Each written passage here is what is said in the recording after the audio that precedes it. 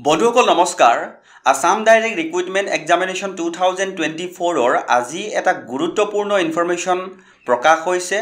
বন্ধুসকল আপোনাৰ চিনাকি বা পৰিয়ালৰ কোনোবাই যদি এই Assam direct recruitment examination 2024 grade 3 আৰু গ্ৰেড 4 পৰীক্ষাত যদি অৱতীৰ্ণ হয় তেতিয়াহ'লে আজিৰ এই ইনফৰমেশ্যনটো মিছ নকৰিব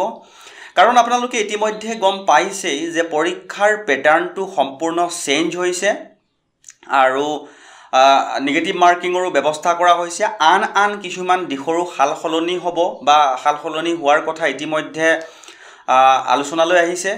আৰু ইতিমধ্যে মই আপোনালোকক স্ক্ৰীনত দেখুৱাইছো চাওক গুৰুত্বপূৰ্ণ ইনফৰমেশ্যনটো এডিআৰিৰ বাবে জিলা আয়ুক্তসকললৈ আহিল এখন গুৰুত্বপূৰ্ণ নটিচ তে বন্ধুসকল ইনফৰমেশ্যনটোৰ সবিশেষ আমি জানিবলৈ যত্ন কৰোঁ ইনফৰমেশ্যনটো কেনেকৈ প্ৰকাশ পাইছিলে চাওক তৃতীয় চতুৰ্থ বৰ্গৰ নিযুক্তি প্ৰক্ৰিয়াক লৈ তৎপৰ সেৱা 15 ছেপ্টেম্বৰ 29 ছেপ্টেম্বৰত তৃতীয় বৰ্গৰ 27 অক্টোবৰত অনুষ্ঠিত হ'ব চতুৰ্থ বৰ্গৰ পৰীক্ষা অৰ্থাৎ এই পৰীক্ষা তিনিটা দিন অনুষ্ঠিত কৰা হ'ব প্ৰথম দুটা দিন 15 ছেপ্টেম্বৰ আৰু 29 ছেপ্টেম্বৰত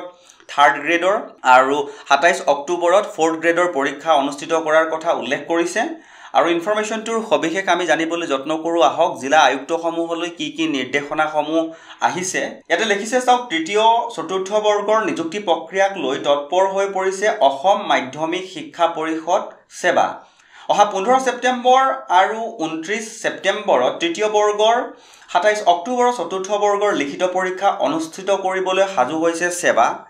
এই সন্দৰ্ভত সেৱাই জিলা আয়ুক্তসমূহলৈ প্ৰেৰণ কৰিছে পত্ৰ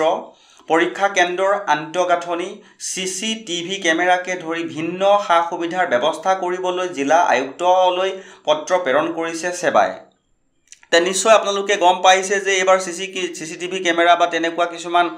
ব্যৱস্থাৰ কৰাও কথা আহিছে যে গতিকে পৰীক্ষা পদ্ধতিটো যথেষ্ট টাফ হ'ব কেণ্ডিডেটসকলৰ বাবে পত্ৰখনত উল্লেখ কৰা অনুসৰি 15 ছেপ্টেম্বৰত তৃতীয়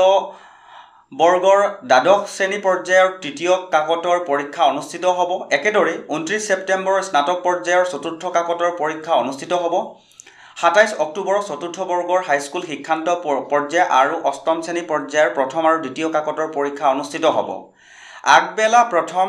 কাকতত পিছবেলা অনুষ্ঠিত হ'ব দ্বিতীয় কাকতৰ পৰীক্ষা গতিকে পৰীক্ষাৰ সিস্টেমটো নিশ্চয় যিসকল ক্যান্ডিডেট আছে তেওঁলোকে গম পাইছে যে কেনেকুৱা এটা সিস্টেমৰ মাজেৰে তেওঁলোকক পৰীক্ষাটো অনুষ্ঠিত কৰা হ'ব পৰীক্ষাটো যাতে স্বচ্ছ আৰু নিকাকৈ অনুষ্ঠিত কৰিব পৰা যায় তাৰ সকলো ব্যৱস্থা কৰিবলৈ জিলা আয়ুক্তসকলক পত্ৰযোগে জনোৱা হৈছে বিশেষকৈ পৰীক্ষা কেন্দ্ৰৰ পৰ্যাপ্ত দেৱালৰ ব্যৱস্থা পৰীক্ষা কেন্দ্ৰৰ CCTVৰ ব্যৱস্থা আৰক্ষী থানাৰ পৰা 10 কিলোমিটাৰ দূৰত্বৰ ভিতৰত পৰীক্ষা কেন্দ্ৰৰ ব্যৱস্থা কৰিব লাগিব তে কেইবাটাও দিশ সামৰি পেলাই এই ইনফৰমেশ্যনটো দিছে ক্যান্ডিডেটসকলে প্ৰিপাৰেচন কৰক শুভকামনা জনাইছো আৰু যিমানেই পৰীক্ষা টাফকৈ নাপাতক কিয় নিজৰ প্ৰিপাৰেচনটো যদি সঠিকভাৱে কৰা যায় তেতিয়াহ'লে পৰীক্ষাত সফল হোৱাৰ সম্ভাৱনা বাঢ়ি যায় গতিকে পৰীক্ষাৰ্থীসমূহলৈ শুভকামনা জনাইছো ভাল হওক পৰীক্ষাটো আৰু আশা কৰা ধৰণে